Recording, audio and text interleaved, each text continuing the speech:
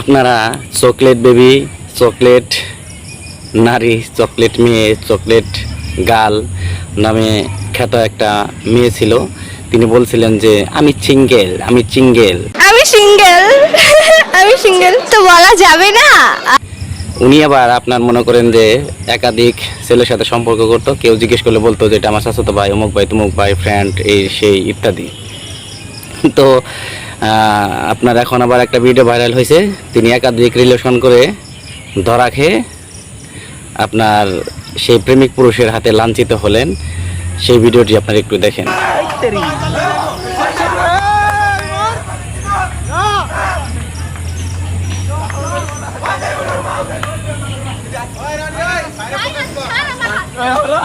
Chocolate double timing করা ধরা খাইছে। মাঝখানে ধরা খেয়ে গেছে।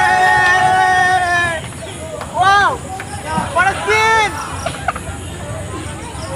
This is viral.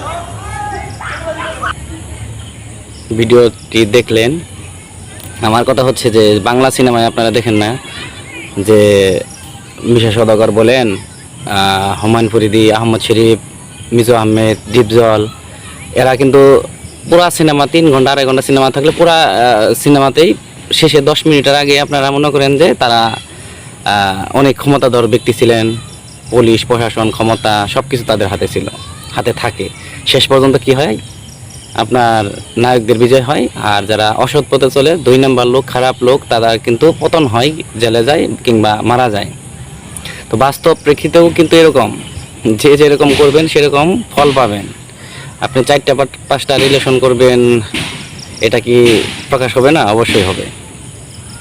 তো এটা হলো কথা। শুধু রিলেশনের দিক থেকে না, আপনি যে কোনো দিক থেকেই যে কোনো কাজ করেন, যদি আপনি আইনের মানে বিপরীতে কোনো কাজ করেন, আইন বিরোধী কাজ করেন, তাহলে আপনার সেটা প্রায়শ্চিত্ত ভোগ করতে হবে, সে যে কেউ হোক। তো এখন বর্তমানে দেখা গেছে যে ছেলে কিংবা মেয়ে অধিকাংশ, কিছু কিছু লোক বাদ আছে, তাছাড়া অধিকাংশ মানুষ যারা রিলেশন করতেছে দেখবেন যে এই যে চকলেট বেবির মতোই তারা একই সাথে 3জন 4জনের সাথে রিলেশন করতেছে। বিভিন্ন রেস্টুরেন্টে, বিভিন্ন কফি হাউসে, বিভিন্ন ইয়েতে, পার্কে ঘুরে বেড়াচ্ছে দাপটের সাথে। আজকে এর সাথে, কালকে ওর সাথে, কালকে তার সাথে। ধরা খাইলে তখন আবার মনে করেন যে অন্যরকম সুর। তো যাই হোক, এই সমস্ত চকলেট বেবি থেকে সাবধান।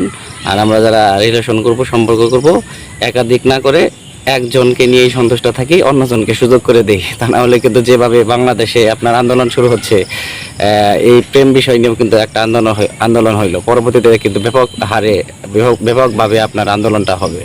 তো সবাই সাবধান হয়ে যান।